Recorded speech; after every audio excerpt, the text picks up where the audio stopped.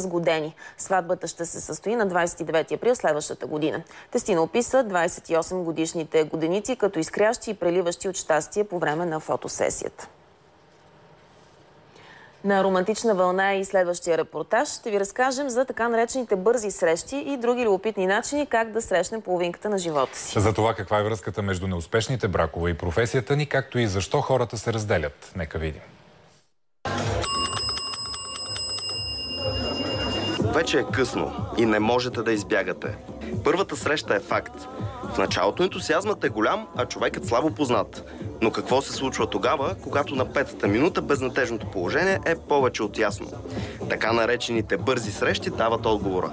Необвързани мъже и жени се събират, за да разкажат един на друг всичко за себе си в рамките на 8 минути. Изследванията показват, че времето е достатъчно, за да преценим човекът от среща.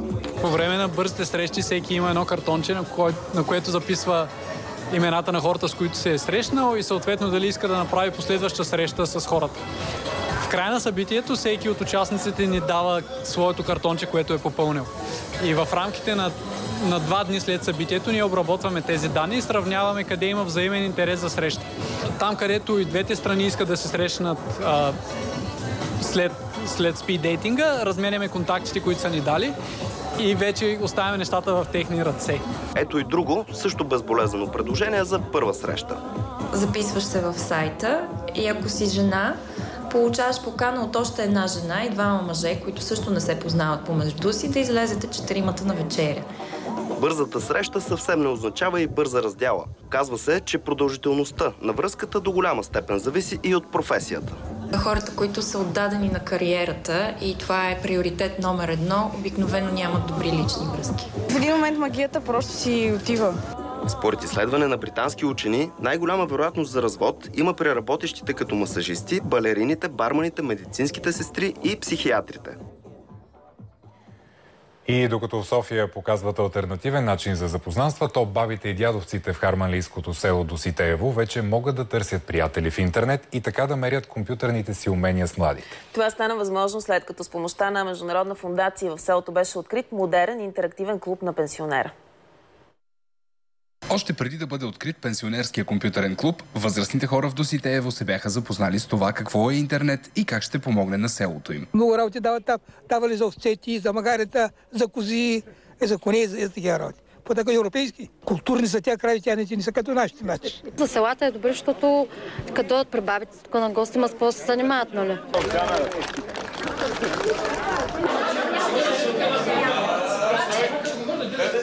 Веднага след откриването на новия клуб на пенсионера, бабите и дядовците в Доситеево се приготвиха за подвизи пред компютъра. Излезнаме един бял образ и сега стрелката вече пущам, отива нагоре. За възрастните хора на село модерните технологии имат 2 основни предимства. Аз, например, в Португалия имам дъщеря. Имам внучка. Да се видиш дъщерята, да говориш с нея като на живо. Интересуваме за някаква болест, лекарство. Каже каква болест на сина или на снахата на внучките. Вижте за тази болест, какво пишат на компютъра веднага. Макар и в третата възраст, местните се шегуват, че сега вече ще могат да си търсят нови приятели онлайн и се радват на снимките от селото си в глобалната мрежа. Църквата видяхме, църквата. Писателят Георги Данаилов представи най-новата си книга «Избрани пиеси» на сцената на сатиричния театър. В вечерта на премиерата приятели и почитатели на твореца се насладиха на виртуозната актьорска игра по етюди от последния му сборник. Георги Данаилов е автор на десетки театрални пиеси и сценарии за любими български филми, както и на великолепна проза. Мои приятели ме насилиха почти да направят този сборник с пиеси. Беше трудно, защото аз не знаех къде са. Съвсем честно казано, ги бех загубил и благодарение на помощта на доброволци успях да събера някакви пиеси. Интересен акцент в театралната постановка внесоха, както артистите сами определиха, помощните средства – очилата. По-добре ще бъде скоро да станем приятели. Защо? Защото нямам намерение дълго да се задържа тук. Ваша работа. Този, дето беше преди, се задържа дълго, но сега е пълно. Знам, пушеше. 2 години. Ево това е. Коледа е един от най-чаканите и обичани празници не само за децата, но и за възрастните. По традиция малчуганите чакат търпеливо до настъпването на коледното утро, за да проверят подаръците по делхата. Какви са и другите по-известни обичаи, които допринасят за повишаване на настроението ни покрай празника? Вижте в следващия репортаж. Коледните приготовления по цял свят са много и разнообразни.